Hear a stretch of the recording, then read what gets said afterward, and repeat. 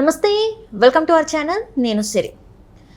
రోజా గారు అసెంబ్లీలో అయితే జగన్మోహన్ రెడ్డి గారి గురించి చాలా గొప్పగా చెప్పడం జరిగింది. ఆడపిల్లకి ఎక్కడ కష్టం వస్తే అక్కడ బుల్లెట్ కంటే ముందు జగన్మోహన్ రెడ్డి గారు అని ఉంటారని చెప్పేసి పంచ డైలాగులు కొట్టిన రోజా గారికి హోంమంత్రి అయిన అనిత గారు పెద్ద బాంబు పేల్చారని అనుకోవాలి. సో ఈ అంశాన్ని మనకి వివరించడానికి మనతో పాటు ఉన్నారు ప్రముఖ సీనియర్ జర్నలిస్ట్ దుర్గా కుమార్ గారు. నమస్కారం సార్.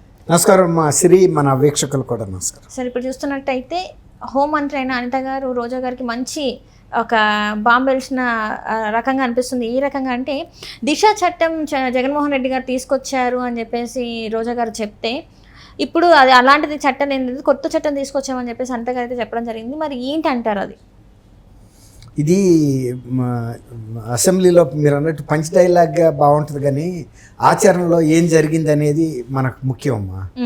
డైలాగులు మనం ఎప్పుడు వచ్చాము అని కాదు ముఖ్యం, బుల్లెట్ దిగిందా లేదా, లేకపోతే జగన్ గన్ కన్నా ముందు వచ్చేస్తాడు ఆడపిల్లలకి అన్యాయం జరిగితే, ఇవన్నీ కూడా చెప్పుకోవటానికి బాగున్నాయి. కానీ 2019 నుంచి 24 వరకు ఆడపిల్లల మీద, మహిళల మీద చాలా దారుణమైన అత్యాచారాలు, అఘాయిత్యాలు జరిగినాయి, హత్యలు జరిగినాయి, అనేక విధాలైనటువంటి హింస మహిళల మీద జరిగింది. కానీ ఎప్పుడు కూడా ఏమీ పెద్ద ఎఫెక్టివ్ ఫలితాలు అయితే రాలేదు. వీళ్ళు 2019 డిసెంబర్లో, గత 2019 డిసెంబర్లో హైదరాబాద్లో ఒక దిశ అనే, అంటే పేరు అలా మార్చారు, ఒక డాక్టర్, ఒక వెటర్నరీ డాక్టర్ మీద జరిగిన ఘోరమైనటువంటి గ్యాంగ్ రేపు, ఆ తర్వాత జరిగిన పరిణామాల దృష్ట్యా ఆంధ్రప్రదేశ్ కూడా స్పందించి ఇలాంటివి ఎక్కడైనా జరగవచ్చు, అందుకని మేము దిశ పేరు మీద ఒక చట్టం చేశామని చెప్పి చేసింది. ఆ చట్టం దిశ పోలీస్ స్టేషన్లని మహిళలతో పోలీస్ స్టేషన్ పెట్టారు. అంతకుముందు కూడా తెలుగుదేశం టైంలో కూడా ప్రత్యేకంగా మహిళల మీద జరిగిన దౌర్జన్యాలని, లేకపోతే వరకట్న వేధింపులు కానీ, లేకపోతే వివాహ సంబంధమైనటువంటి ఈ క్రైమ్స్ని సంబంధించి మహిళా పోలీస్ స్టేషన్లు కూడా అప్పటికే ఉన్నాయి. కానీ వీళ్ళు దిశ పోలీస్ స్టేషన్లు అని వాటి పేర్లు మార్చి మేదో మహిళలకు చేస్తున్నాం అనే ఒక పెద్ద ఒక పిక్చర్ ఇవ్వడానికి ట్రై చేశారు. కానీ ఆచరణలో జరిగింది మాత్రం ఏమీ లేదు. అందువల్ల దానికి తోడు కేంద్రం అసలు ఈ దిశ చట్టాన్ని కేంద్రం ఆమోదించలేదు, అనుమతించలేదు.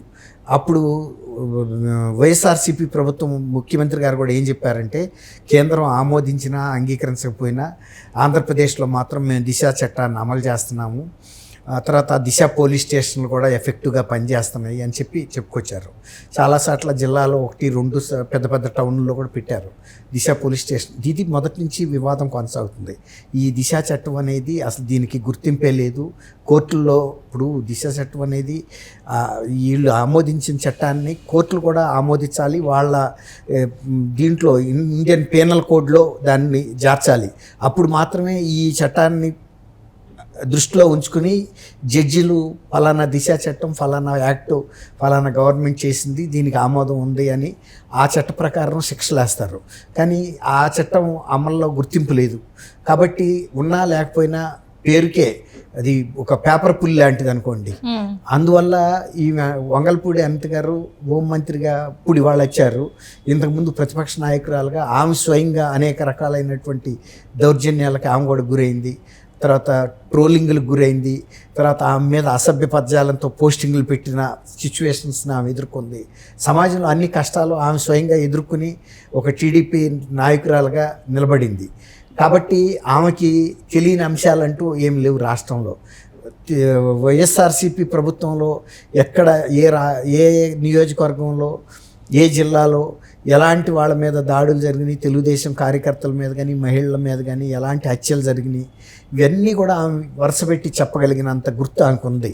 కాబట్టి ఆమె ఏమంటుందంటే, ఈ రోజా చెప్పే పంచి డైలాగులతో జరిగేది ఏం లేదు, ఇవి చట్టం అనేది దానికి ఆమోదం దొరకలేదు, మేము ఒక కొత్త చట్టాన్ని తయారు చేస్తాము, అట్లాగే గతంలో ఉన్న మహిళా పోలీస్ స్టేషన్లని మళ్ళీ మేము పునరుద్ధరిస్తాము.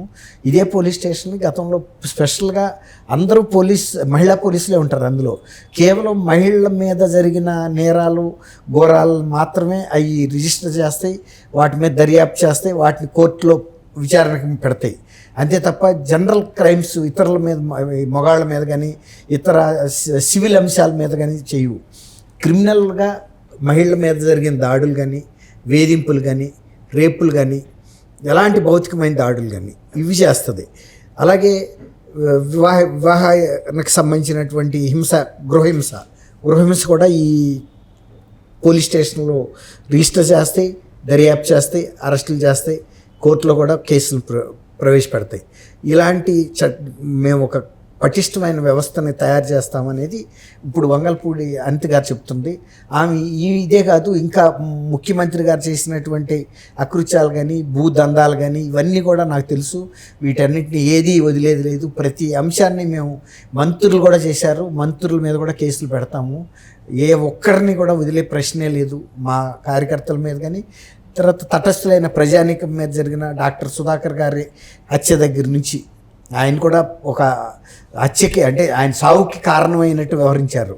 అలాగే ఒక ఎమ్మెల్సీ హత్య చేసి సుబ్రహ్మణ్యం అనే డ్రైవర్ని డోర్ డెలివరీ చేశాడు. అలాంటి అనేకం. చంద్రయ్య అని మాచర్లలో ఒక తెలుగుదేశం కార్యకర్త జై వైఎస్ఆర్సీపీ అనలేదని గొంతుకోసి చంపేశారు పట్టపగలు. అట్లా తర్వాత ఎన్నికల్లో జరిగిన హింస కానీ, తర్వాత ఈవీఎంలు పగలగొట్టడం కానీ, ఎన్నికల తర్వాత జరిగిన హింస కానీ ఇవన్నీ కూడా మేము పరిగణలోకి తీసుకుంటాము. ప్రతిదీ కూడా చట్టం ముందుకు తీసుకొచ్చి వాళ్ళని శిక్ష పడేటట్టుగా చేయటంలో తెలుగుదేశం పార్టీ వెనక్కి తగ్గేదే లేదు.